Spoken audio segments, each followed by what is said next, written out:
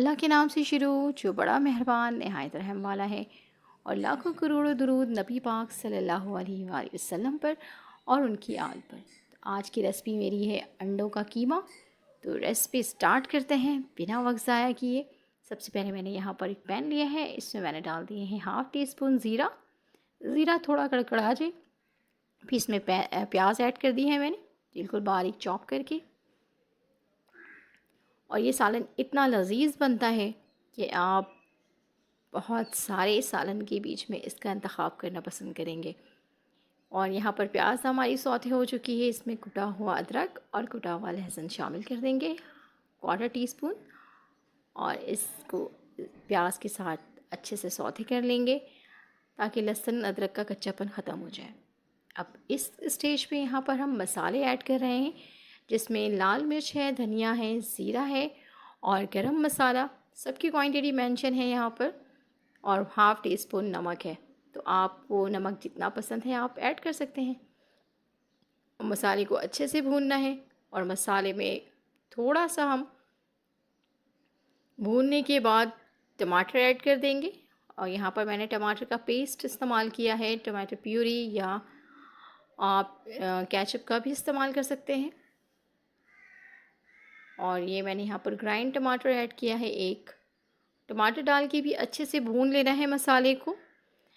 और थोड़ा सा मैंने पानी ऐड किया है ताकि मसाला जो है सही से भुन जाए, मसाले में कोई कच्चापन ना रहे।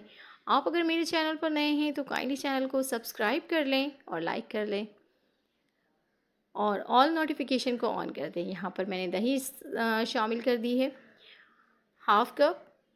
अब दही को डाल के मसाले को अच्छे से भून लेना है। और दही इसलिए डालते हैं ताकि मसाले अच्छे से बैलेंस हो जाए। जो भी हमने मसाले इसमें ऐड किया है वो सब दही क्या करता है, बैलेंस कर देता है सारे मसालों को। मैंने दही को थोड़ा सा पानी डाल के जो प्याले में रह गया था वो भी इसमें ऐड कर दिया। अब इसको हम इतना भूनेंगे कि सारा पानी जो है वो खुश्क हो जाए और मसाला अच्छे से भुन जाए। और मेरी दुआ है अल्लाह ताला आप सबको अपने हिफ्ज़-ओ-मान में रखे, जहाँ रहें खुश रहें, हंसते मुस्कुराते रहें, आपकी दिली ख्वाहिशें पूरी होती रहें। ये नमक है और मैंने नमक जो है वो हाफ़ टी स्पून ही इस्तेमाल किया है। क्वांटिटी मैंने पहले ही मेंशन कर दी थी आपको।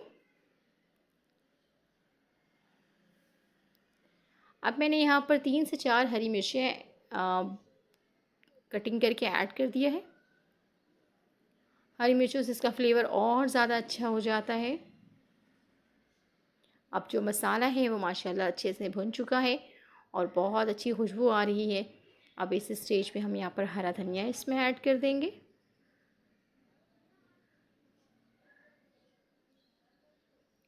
और मैंने अंडों को बॉईल कर लिया था। बॉईल करने के बाद उसकी कटिंग कर ली है क्योंकि ये अंडे का कीमा बनने जा रहा है।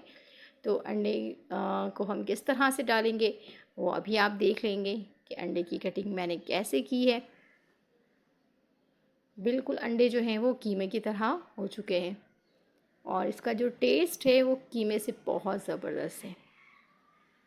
तो बीफ और मटन और चिकन के कीमे के बजाय अब आप अंडे का कीमा भी बना सकते हैं। मेरी इस रेसिपी को ज़रूर फॉलो कीजिएगा, आपको यकीनन बहुत अच्छी लगेगी और बहुत मज़ेदार बनती है ये रेसिपी। तो ये यहाँ पर जो है बिल्कुल ये डन है। अब अंडा मैंने इसमें शामिल कर दिया है और इसको हल्के हाथों से बिल्कुल मिक्स कर लेंगे क्योंकि अंडे को ज़्यादा पकाने की बिल्कुल नीड नहीं है, ऑलरेडी वो बॉयल्ड है। तो इसलिए बस आप इसके ऊपर से थोड़ा सा हरा धनिया मैं गार्निश कर दूँगी। ये देखिए, और ये हो गया है, हमारी जो रेसिपी है बिल्कुल डन है। तो आपने ज़रूर मुझे कमेंट्स में बताना है आपको मेरी रेसिपी कैसी लगी है।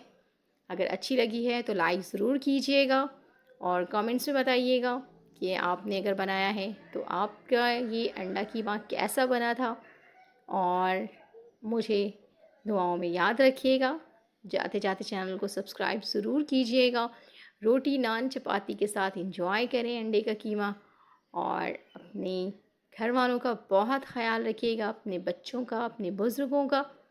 और अपना भी बहुत ख़याल रखना है। इस दुआ के साथ मुझे दीजिए इजाज़त और खुश रहिए, मुस्कुराते रहिए। अल्लाह ताला बरकत दे आप सबके खानों में, ज़ायक़ों में, रिज़्क़ में और सेहत में।